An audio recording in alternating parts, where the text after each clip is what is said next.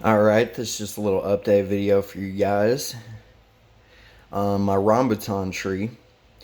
As you can see, it's got some healthy green foliage on it.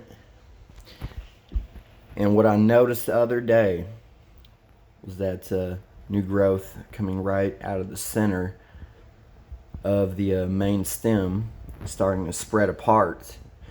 And I think I would attribute that to amending the soil a little bit. I added some fresh worm castings, a little bit of sand, some compost to it, and the powder that I have on the top layer of soil is actually diatomaceous earth.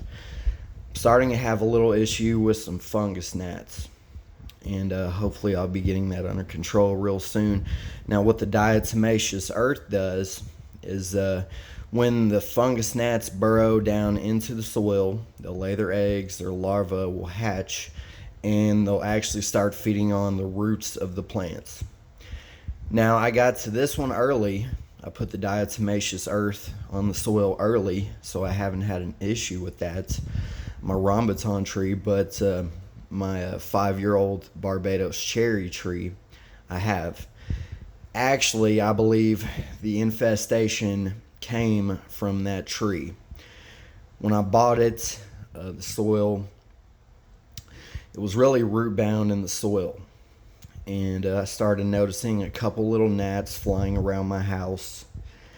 And, at first I was kind of concerned because I've had a lot of issues with those guys before. They will completely decimate soft-seeded plants like rambutan, mangosteen, mangoes. They will not be able to germinate whatsoever.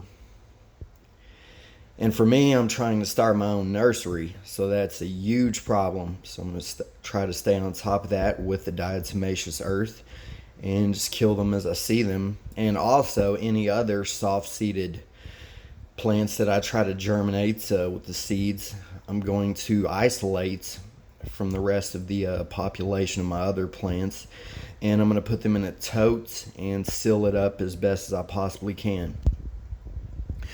Now, a couple other things about rambutan that I didn't previously mention before is that they love super acidic soil. They're really pH sensitive. You want to have the pH for anywhere from about 5.5 to 6.5. Any higher than that, it's going to be an issue. The leaves are going to start to turn yellow. But as you can see here, I don't have an issue with that. Now, they're kind of slow growing trees, so they're pretty good for container growing. And since I added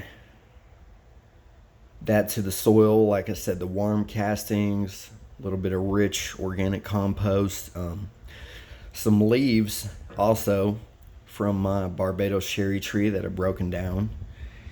It has had new growth sprouting out. And I'm actually really proud of this tree. This is my first tree I was able to grow successfully by seed this year. And rambutans, they're notoriously difficult to grow from seed. Not so much to germinate, but to keep alive. So actually the stem starts to form into wood. The cambium hardens up and you can see it turning brown, which with this, you really can't see on the camera, but it's starting to a little bit. So hopefully I'll be able to keep this alive. And here in zone 6B or 7A, I'm not exactly sure, here in a little bit southern Kentucky, I will have a rambutan tree growing in my house as a houseplant, and hopefully I'll be able to keep it alive for several years. And who knows, maybe one day I'll get some fruit out of that. As long as I can keep the fungus gnats away and keep pretty good care of it. Anyways, thanks for tuning in to this video. Just a little update on my rambutan tree and what you guys might want to do to prevent fungus gnat infestation so they don't cause you any problems. Anyways, just hit that like button, subscribe. I appreciate the couple of you that have subscribed so far. Just keep tuning in to my next video, or for my next video. Should be coming out soon. Thanks, guys.